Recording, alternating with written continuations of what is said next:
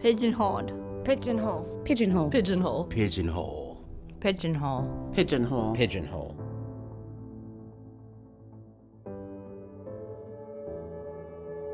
Today's episode is excerpted from a panel about independent living, housing justice, and specifically the affordable, accessible housing crisis for Portland area people with disabilities. It was recorded at a fundraising event and film screening for Real Choice Initiative in September 2018. The panel had 4 people and went for about 35 minutes. It was edited for time and clarity for the podcast. The excerpts are from 3 of the panelists, Marie Elaine Claire, Kiersey Coleman, and Alan Hines. The live event was ASL interpreted by Andrew Tolman. Hi, I'm Maria Lynn Claire.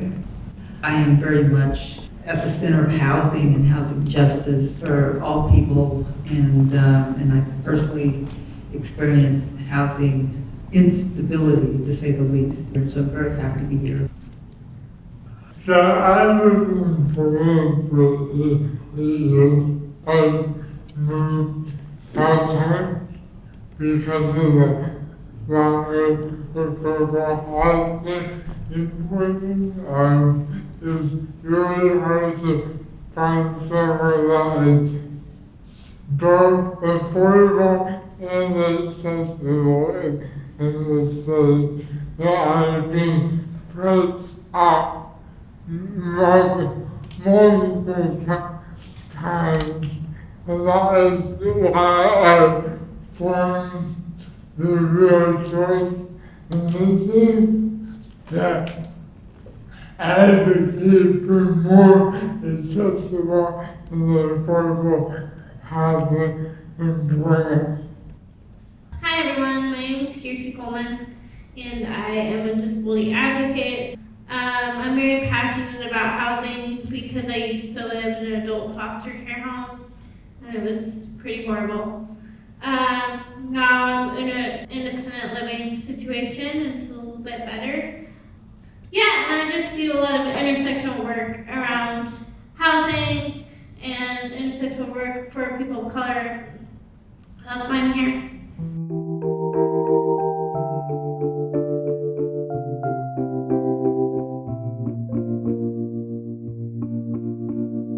One of the reasons I became a housing advocate, it wasn't by choice, and I had become disabled with a brain injury and could no longer work, so I moved into a building that was really a senior building, and it was open for people with other disabilities. And we got a notice that, like, after New Year's, that we had 90 days to either cough up an additional $1,500 a month for rent, or you had to move. And we had a whole place full of very ill people. One gentleman who was in his 30s, he was on dialysis. And then we had one lady who was 101 years old.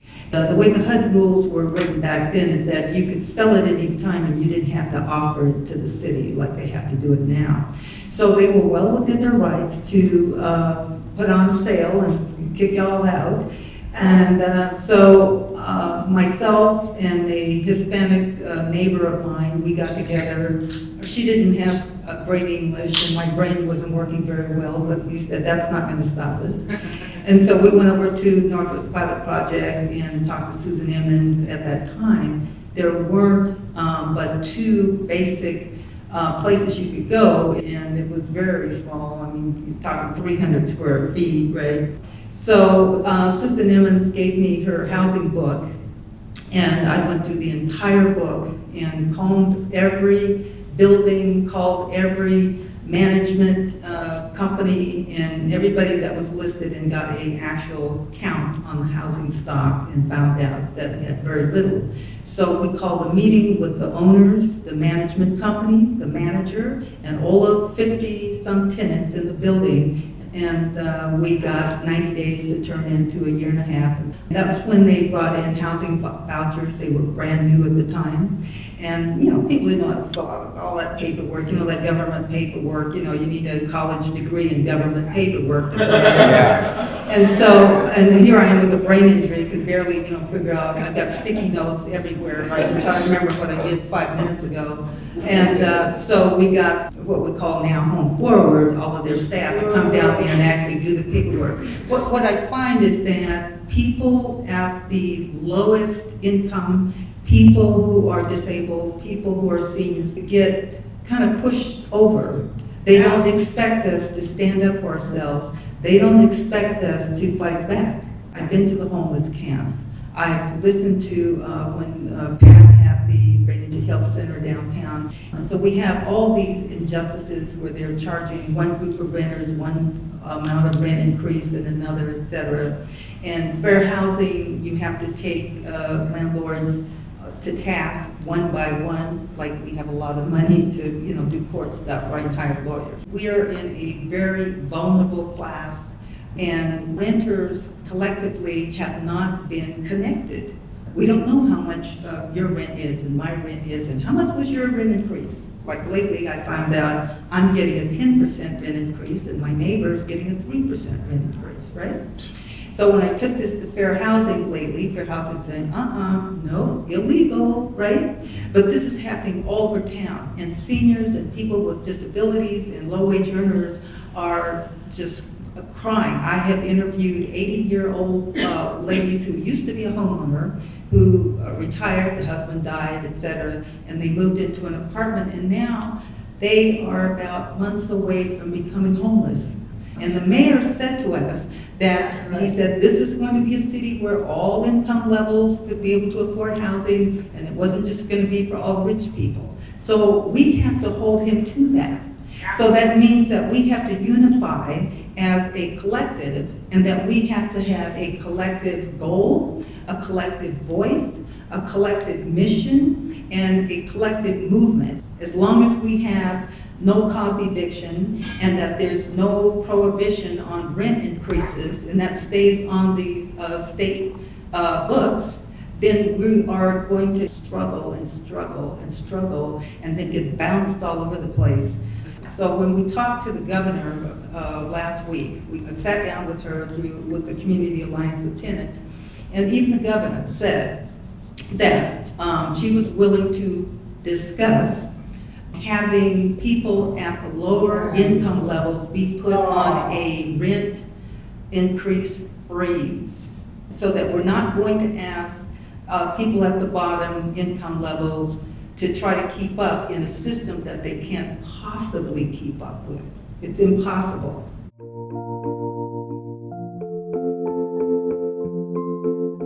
We have to show up. We have to lend our voice. We've got to write letters, we've got to make phone calls, we've got to do emails, we have to do messaging, and we got to mean business. And when we do it like that, then we can move those powers that be to do the right thing. And also voting, we have to know what the issues are, like the measures like 102. It's only going to lend like 12,000 new places to live. So we need 59,000 right now, okay? So we're a little short. So that waiting until they finally build enough, we can't wait that long.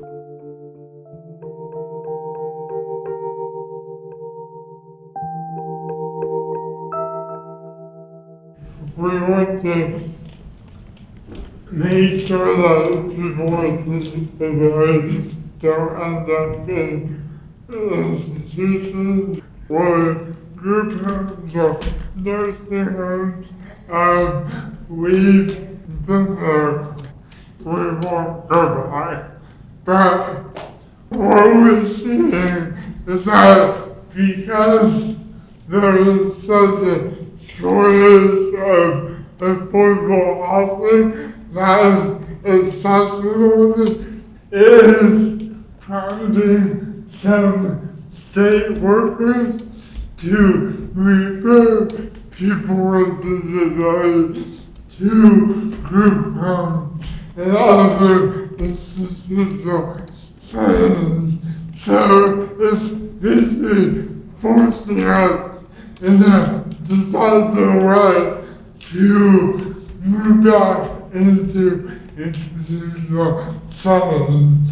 We can't go back we talk about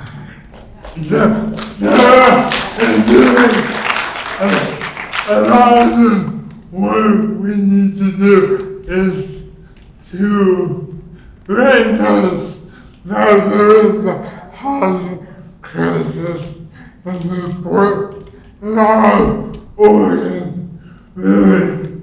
But it's hard for a lot of people to find appropriate housing for themselves. The vast majority of families are not built for us as disabled people. So what we are advocating for and what I hope that you will join us in advocating for is more affordable, accessible housing.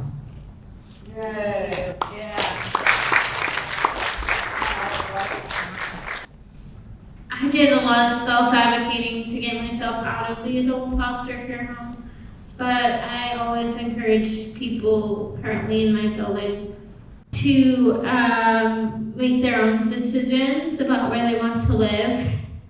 And I always invite them to the Real Housing Initiative meetings. But I did a lot of the work myself to move out of the adult foster care home and into the independent living place that I live now. Because my caseworker just didn't help me do it. And a lot of times you'll hear that they can't make those decisions for you. That's what they told me, and I wish I would have got more help finding where I wanted to live. But I got most of my help from independent living resources. But I think a lot of things that I was doing, my caseworker could have been doing. So I was going to the library, making copies. I was like calling every place that I could. And it was really hard for me because I didn't know the systems that were in place and how you would qualify. So I would just hope that I could find something. And then I heard about where I live now. I did a lot of work, and I got a lot of pushback from where I used to live. It was kind of like a nightmare.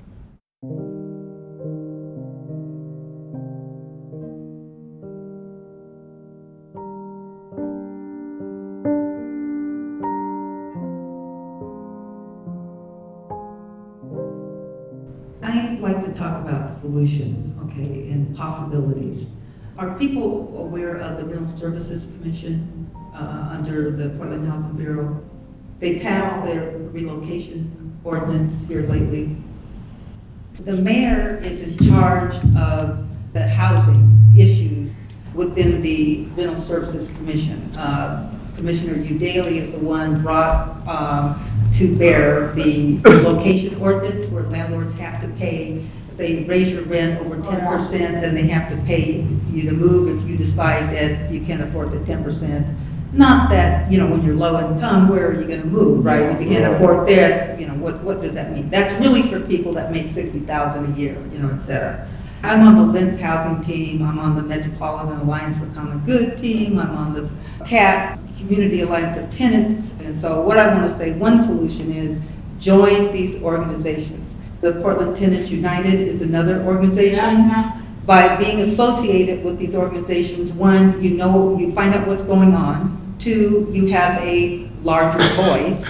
And three, by having a disability voice, a collective of people, for example, why can't we have within the Portland Housing Bureau or Rental Services Commission is have an office in there that just specializes in placing people with disabilities.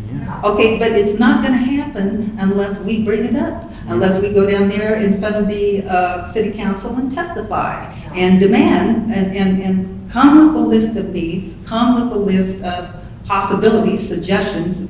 And we can make appointments with a commissioner, you daily, for example, and with the mayor.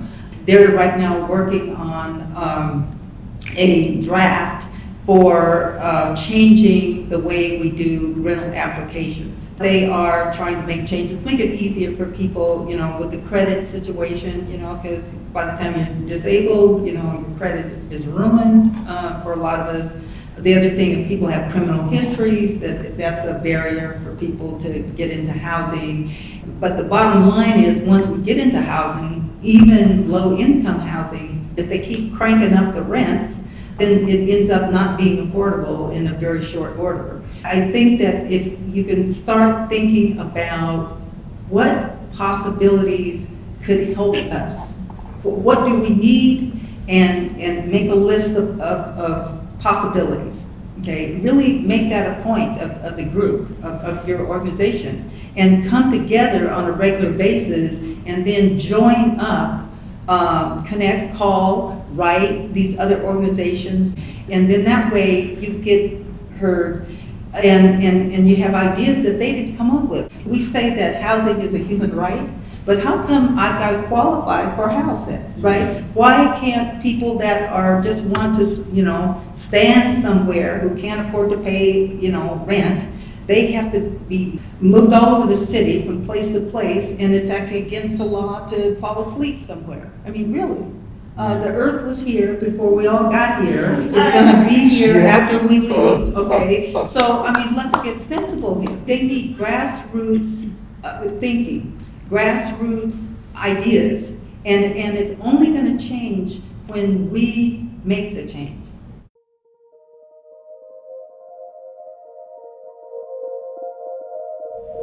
So as the real population, we try to develop an inventory of accessible housing in the Portland area, and we focus on the state's big nonprofit property management, and by federal law that is supposed to maintain a list of their accessible units.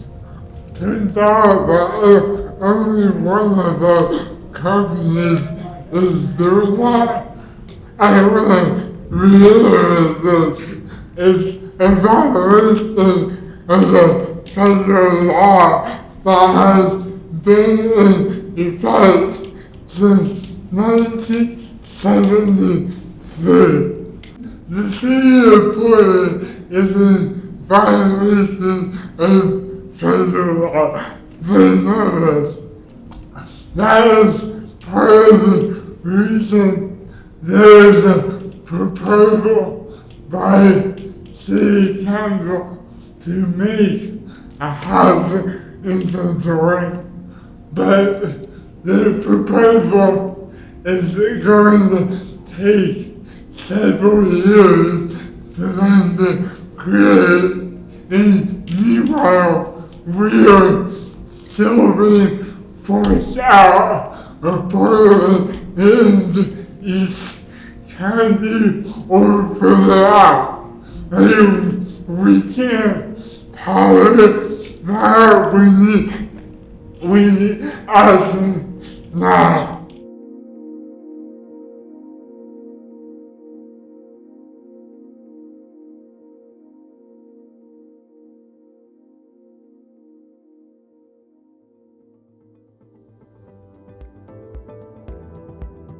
Every episode is transcribed. Links, guest info, and transcripts are all at whoamiitostopit.com, my disability arts blog. I'm Cheryl, and this is Pigeonhole. Pigeonhole. Don't sit where society puts you.